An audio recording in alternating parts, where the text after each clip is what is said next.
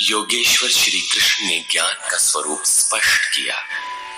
अध्याय 4 के 19वें श्लोक में उन्होंने बताया कि जिस पुरुष द्वारा संपूर्णता से आरंभ किया हुआ नियत कर्म का आचरण क्रमशः उत्थान होते होते इतना सूक्ष्म हो गया कि कामना और संकल्प का सर्वथा शमन हो गया, उस समय जिसे वो जानना चाहता है उसकी प्रत्यक्ष अनुभूति हो जाती है।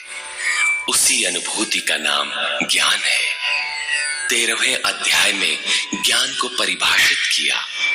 अध्यात्म ज्ञान नितत्वम तत्व ज्ञानार्थ दर्शनम। आत्मज्ञान में एक रस स्थिति और तत्व के अर्थ स्वरूप परमात्मा का प्रत्यक्ष दर्शन ज्ञान है। क्षेत्र क्षेत्रज्ञ के भेद को विदित कर लेने के पश्चात ही ज्ञान है। ज्ञान का अर्थ शास्त्रार्थ नहीं, शास्त्रों को याद कर लेना ही ज्ञान नहीं है। अभ्यास की वो अवस्था ज्ञान है जहां वो तत्व विदित होता है। परमात्मा के साक्षात्कार के साथ मिलने वाली अनुभूति का नाम ज्ञान है। इसके विपरीत सब कुछ अज्ञान है। इस प्रकार सब कुछ बता लेने पर भी प्रस्तुत अध्याय 14 में योगेश्वर श्री कृष्ण कहते हैं कि अर्जुन, उन ज्ञानों में भी परम उत्तम ज्ञान को मैं फिर भी तेरे लिए कहूंगा। योगेश्वर उसी की पुनरावृत्ति करने जा रहे हैं, क्योंकि शास्त्र सुचिंतित पुनि पुनि देखिए। भली प्रकार चिंतन किया हुआ शास्त्र भी बार बार देखना चाहिए। इतना ही नहीं, ज्यों ज्यों आप साधन पथ पर अग्रसर होंगे, ज्यों ज्यों उस इष्ट में प्रवेश पाते जाएंगे, त्यों त्यों ब्रह्म से नवीन नवीन अनुभूति मिलेगी। ये जानकारी सद्गुरु महापुरुष ही देते हैं। इसलिए श्री कृष्ण कहते हैं, मैं फिर भी कहूंगा। श्री भगवान उवाच।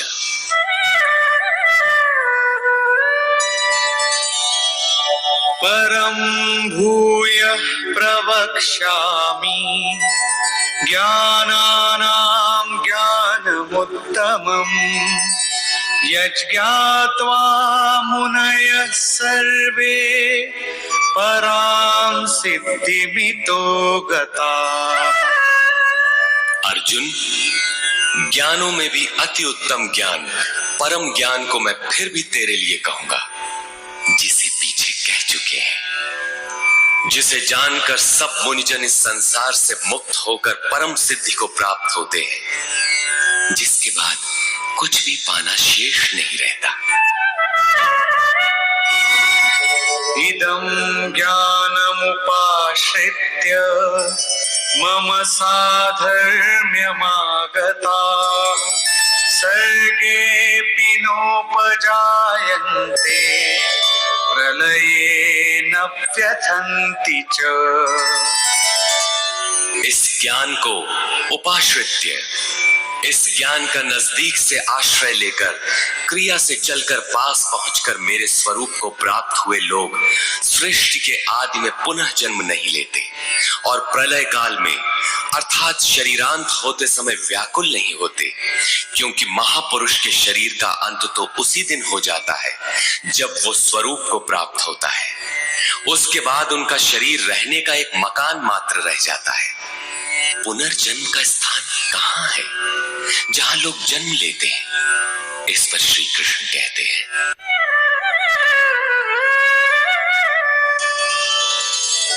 मम योनिर्महद् ब्रह्म तस्मिन् गर्भं दधाम्यहम् सम्भवः सर्वभूतानां ततो भवति भारत। हे अर्जुन, मेरी महत् ब्रह्म अर्थात अष्टधा मूल प्रकृति संपूर्ण भूतों की योनि है और उसमें मैं चेतन रूपी बीज को स्थापित करता हूँ। उस जड़ चेतन के संयोग से सभी भूतों की उत्पत्ति होती है।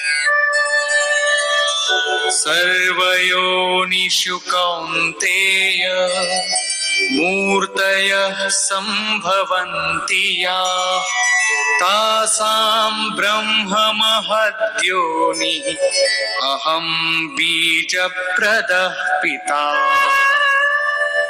कौन्ते, सब योनियों में जितने शरीर उत्पन्न होते हैं उन सब की योनि गर्भ धारण करने वाली माता 8 भेदों वाली मूल प्रकृति है और मैं ही बीज को स्थापन करने वाला पिता हूं। अन्य कोई न माता है न पिता। जब तक जड़ चेतन का संयोग रहेगा जन्म होते रहेंगे, निमित्त तो कोई न कोई बनता ही रहेगा। चेतन आत्मा जड़ प्रकृति में क्यों बंध जाती है, इस पर कहते हैं सत्वं रजस्तम इति गुणाः प्रकृति संभवाः निबध्नन्ति महाबाहो देहे देहिनमव्ययम्। महाबाहु अर्जुन, सत्वगुण, रजोगुण और तमोगुण प्रकृति से उत्पन्न हुए तीनों गुण ही इस अविनाशी जीवात्मा को शरीर में बांधते हैं। किस प्रकार? तत्र सत्वं निर्मलत्वात् प्रकाशकमनामयम् सुखसंगेन बध्नाति ज्ञानसंगेन चानघ। निष्पाप अर्जुन, उन तीनों गुणों में प्रकाश करने वाला निर्विकार सत्व गुण तो निर्मल होने के कारण सुख और ज्ञान की आसक्ति से आत्मा को शरीर में बांधता है। सत्व गुण भी बंधन ही है। अंतर इतना ही है कि सुख एकमात्र परमात्मा में है और ज्ञान साक्षात्कार का नाम है। सत्व गुणी तब तक बंधा है जब तक परमात्मा का साक्षात्कार नहीं हो जाता। रजो रागात्मकं विद्धि तृष्णा संग समुद्भवम् तन्निबध्नाति कौन्तेय कर्म संगेन देहिनम्। हे अर्जुन, राग का जीता जागता स्वरूप रजोगुण है। इसे तू कर्म संगेन, कामना और आसक्ति से उत्पन्न हुआ जान। वो जीवात्मा को कर्म और उसके फल की आसक्ति में बांधता है। वो कर्म में प्रवृत्ति देता है। तमस्त्वं ज्ञानजं विद्धि मोहनं सर्वदेहिनां प्रमादालस्य निद्राभिः तन्निबध्नाति भारत। अर्जुन, समस्त देहधारियों को मोहने वाले तमोगुण को तू अज्ञान से उत्पन्न हुआ जान। वो इस आत्मा को प्रमाद अर्थात व्यर्थ की चेष्टा, आलस्य की कल करेंगे और निद्रा द्वारा बांधता है। निद्रा का अर्थ ये नहीं कि तमोगुणी अधिक सोता है, शरीर सोता हो, ऐसी बात नहीं। या निशा सर्वभूतानाम तस्याम जागर्ति संयमी। जगत ही रात्रि है। तमोगुणी व्यक्ति इस जगत रूपी निशा में रात दिन व्यस्त रहता है, प्रकाश स्वरूप की ओर अचेत रहता है। यही तमोगुणी निद्रा है। जो इसमें फंसा है, सोता है। अब तीनों गुणों के बंधन का सामूहिक स्वरूप बताते हैं। सत्वं सुखे संजयति रजः कर्मणि भारत ज्ञानमावृत्य तु तमः प्रमादे संजयत्युत। अर्जुन, सत्व गुण सुख में लगाता है, शाश्वत परम सुख की धारा में लगाता है। रजोगुण कर्म में प्रवृत्त करता है और तमोगुण ज्ञान को आच्छादित करके प्रमाद में अर्थात अंतःकरण की व्यर्थ चेष्टाओं में लगाता है। जब गुण एक ही स्थान पर, एक ही हृदय में है, तो अलग अलग कैसे विभक्त हो जाते हैं? इस पर योगेश्वर श्री कृष्ण बताते हैं।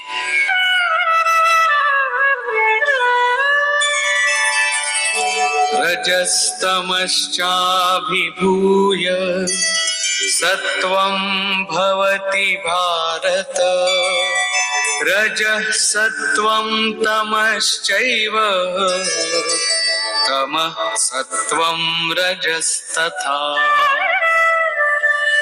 हे अर्जुन, रजोगुण और तमोगुण को दबाकर सत्व गुण बढ़ता है, वैसे ही सत्व गुण और तमोगुण को दबाकर रजोगुण बढ़ता है, तथा इसी प्रकार रजोगुण और सत्व गुण को दबाकर तमोगुण बढ़ता है।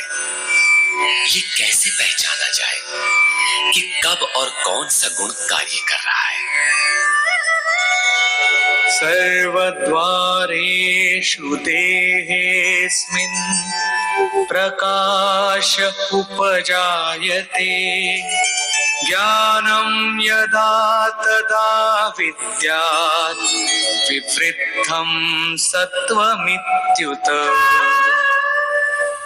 जिस काल में इस शरीर तथा अंतःकरण और संपूर्ण इंद्रियों में ईश्वरीय प्रकाश और बोध शक्ति उत्पन्न होती है, उस समय ऐसा जानना चाहिए कि सत्व गुण विशेष वृद्धि को प्राप्त हुआ है, तथा लोभ प्रवृत्तिरारंभ कर्मणामशमः स्पृहा। रजस्येतानि जायन्ते विवृद्धे भरतर्षभ। हे अर्जुन, रजोगुण की विशेष वृद्धि होने पर लोभ, कार्य में प्रवृत्त होने की चेष्टा, कर्मों का आरंभ, अशांति अर्थात मन की चंचलता, विषय भोगों की लालसा, ये सब उत्पन्न होते हैं। अब तमोगुण की वृद्धि में क्या होता है? अप्रकाशो प्रवृत्तिश्च प्रमादो मोह एव च। तमस्येतानि जायन्ते विवृद्धे कुरु नंदन। अर्जुन, तमोगुण के बढ़ने पर अप्रकाश, प्रकाश परमात्मा का द्योतक है। ईश्वरीय प्रकाश की ओर न बढ़ने का स्वभाव, कार्यम कर्म, जो करने योग्य प्रक्रिया विशेष है, उसमें अप्रवृत्ति, अंतःकरण में व्यर्थ की चेष्टाओं का प्रवाह और संसार में मुग्ध करने वाली प्रवृत्तियां, ये सभी उत्पन्न होते हैं। इन गुणों की जानकारी से लाभ क्या है? यदा सत्त्वे प्रवृद्धे तु प्रलयं याति देहभृत्। तदोत्तमविदां लोकान् अमलान् प्रतिपद्यते। जब ये जीवात्मा सत्व गुण की वृद्धि काल में मृत्यु को प्राप्त होता है, शरीर त्याग करता है, तब उत्तम कर्म करने वालों के मल रहित दिव्य लोकों को प्राप्त होता है, तथा रजसि प्रलयं गत्वा कर्म संगिषु जायते। तथा प्रलीनस्तमसि मूढ़योनिषु जायते। रजोगुण की वृद्धि होने पर मृत्यु को प्राप्त होने वाला कर्मों की आसक्ति वाले मनुष्यों में जन्म लेता है, तथा तमोगुण की वृद्धि में मरा हुआ पुरुष मूढ़ योनियों में जन्म लेता है, जिसमें कीट पतंगादि पर्यंत योनियों का विस्तार है। अतः गुणों में भी मनुष्यों को सात्विक गुणों वाला होना चाहिए। प्रकृति का ये बैंक आपके अर्जित गुणों को मृत्यु के उपरांत भी उन्हें आपको सुरक्षित लौटाता है। अब देखें इसका परिणाम। कर्मणः सुकृतस्याहुः सात्विकं निर्मलं फलम्। रजसस्तु फलं दुःखम् अज्ञानं तमसः फलम्। सात्विक कर्म का फल सात्विक, निर्मल सुख, ज्ञान और वैराग्यादि कहा गया है। राजस कर्म का फल दुख और तामस कर्म का फल अज्ञान है, तथा सत्त्वात् संजायते ज्ञानम् रजसो लोभ एव च प्रमादमोहौ तमसो भवतो ज्ञानमेव च। सत्व गुण से ज्ञान उत्पन्न होता है। ईश्वरीय अनुभूति का नाम ज्ञान है। ईश्वरीय अनुभूति का प्रवाह होता है। रजोगुण से निस्संदेह लोभ उत्पन्न होता है तथा तमोगुण से प्रमाद, मोह, आलस्य अर्थात अज्ञान ही उत्पन्न होता है। ये उत्पन्न होकर कौन सी गति देते हैं? ऊर्ध्वं गच्छन्ति सत्त्वस्था मध्ये तिष्ठन्ति राजसा जघन्य गुण वृत्तिस्था अधो गच्छन्ति तामसा।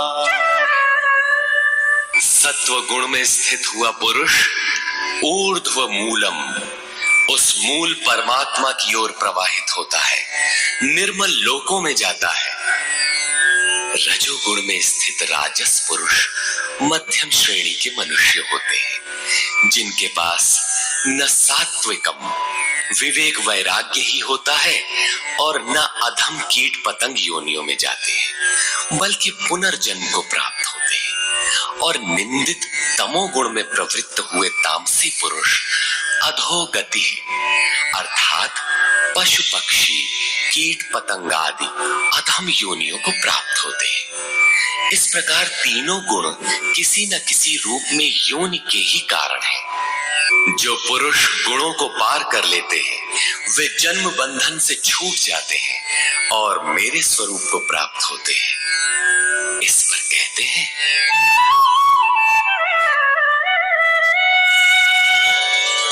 नान्यं गुणेभ्यः कर्तारम् यदा द्रष्टानुपश्यति गुणेभ्यश्च परं वेत्ति मद्भावं सोऽधिगच्छति। जिस काल में दृष्टा आत्मा तीनों गुणों के अतिरिक्त अन्य किसी को करता नहीं देखता और तीनों गुणों से अत्यंत परे परम तत्व को विदित कर लेता है, उस समय वो पुरुष मेरे स्वरूप को प्राप्त होता है। ये बौद्धिक मान्यता नहीं है कि गुण गुणों में बरतते हैं। साधन करते करते एक ऐसी अवस्था आती है जहां उस परम से अनुभूति होती है कि गुणों के सिवाय कोई कर्ता नहीं दिखता। उस समय पुरुष तीनों गुणों से अतीत हो जाता है। ये कल्पित मान्यता नहीं है तथा इसी पर आगे कहते हैं गुणानेतानतीत्यत्रीन् देहि देह समुद्भवान् जन्म मृत्यु जरा दुःखैर् विमुक्तो मृतमश्नुते। पुरुष इन स्थूल शरीरों की उत्पत्ति के कारण रूप तीनों गुणों से अतीत होकर जन्म मृत्यु वृद्धावस्था और सब प्रकार के दुखों से विशेष रूप से मुक्त होकर अमृत तत्व का पान करता है। इस प्रकार अर्जुन ने प्रश्न किया। अर्जुन उवाच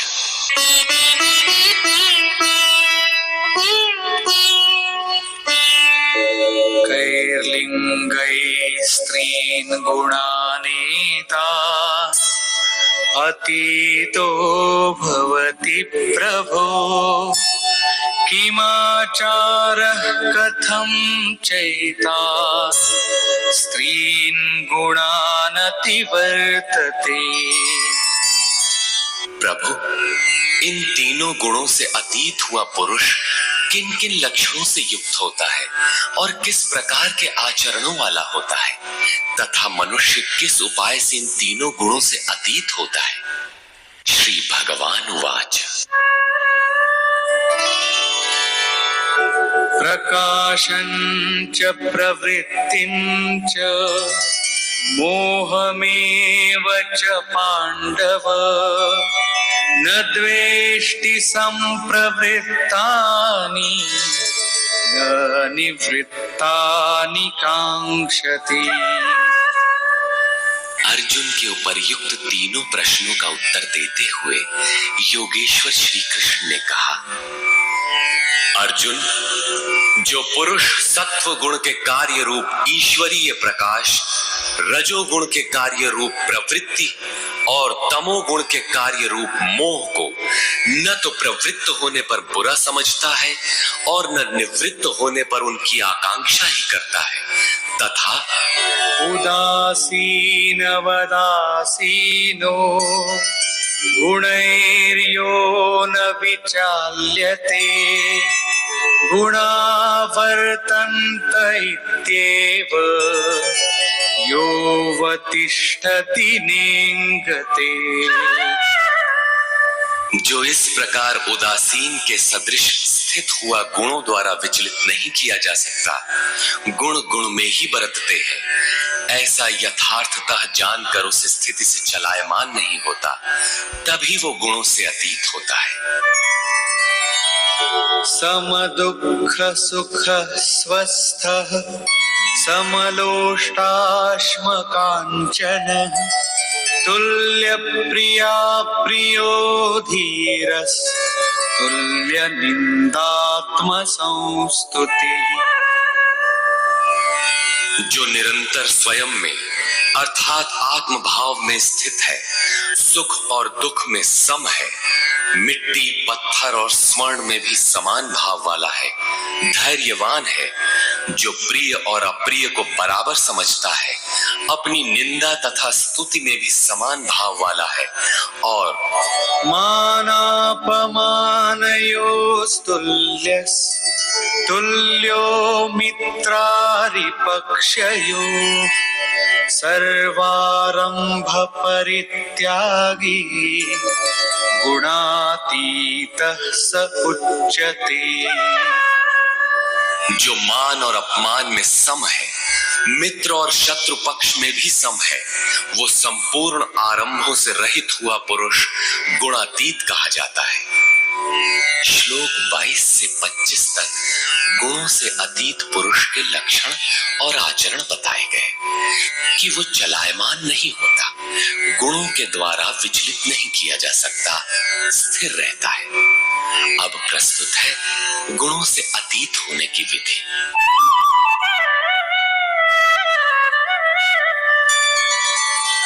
मां च यो व्यभिचारेण भक्ति योगेन सेवते सगुणान् समतीत्यैतान् ब्रह्म भूयाय कल्पते। जो पुरुष अव्यभिचारिणी भक्ति द्वारा अर्थात इष्ट के अतिरिक्त अन्य सांसारिक स्मरणों से सर्वथा रहित होकर योग द्वारा अर्थात उसी नियत कर्म द्वारा मुझे निरंतर भजता है, वो इन तीनों गुणों का अच्छी प्रकार उल्लंघन करके पर ब्रह्म के साथ एक होने के योग्य होता है, जिसका नाम कल्प है। ब्रह्म के साथ एक ही भाव हो जाना ही वास्तविक कल्प है। अनन्य भाव से नियत कर्म का आचरण किए बिना कोई भी गुणों से अतीत नहीं होता। अंत में योगेश्वर निर्णय देते हैं,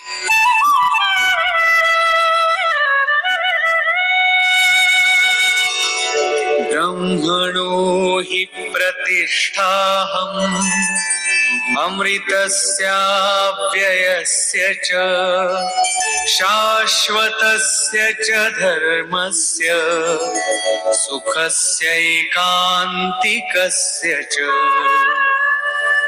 हे अर्जुन, उस अविनाशी ब्रह्म का जिसके साथ वो कल्प करता है, जिसमें वो गुणातीत एक ही भाव से प्रवेश करता है, अमृत का, शाश्वत धर्म का और उस अखंड एक रस आनंद का मैं ही आश्रय हूं, अर्थात परमात्मा स्थित सद्गुरु ही इन सब का आश्रय है। श्री कृष्ण एक ही योगेश्वर थे। अब यदि आपको अव्यक्त अविनाशी ब्रह्म, शाश्वत धर्म, अखंड एक रस आनंद की आवश्यकता है तो किसी तत्व स्थित अव्यक्त स्थित महापुरुष की शरण लें। उनके द्वारा ही ये संभव है। निष्कर्ष, इस अध्याय के आरंभ में योगेश्वर श्री कृष्ण ने कहा कि अर्जुन, ज्ञानों में भी अति उत्तम परम ज्ञान को मैं फिर भी तेरे लिए कहूंगा, जिसे जानकर मुनिजन उपासना के द्वारा मेरे स्वरूप को प्राप्त होते हैं। फिर सृष्टि के आदि में वे जन्म नहीं लेते, किंतु शरीर का निधन तो होना ही है। उस समय वे व्यथित नहीं होते। वे वास्तव में शरीर तो उसी दिन त्याग देते हैं जिस दिन स्वरूप को प्राप्त होते हैं।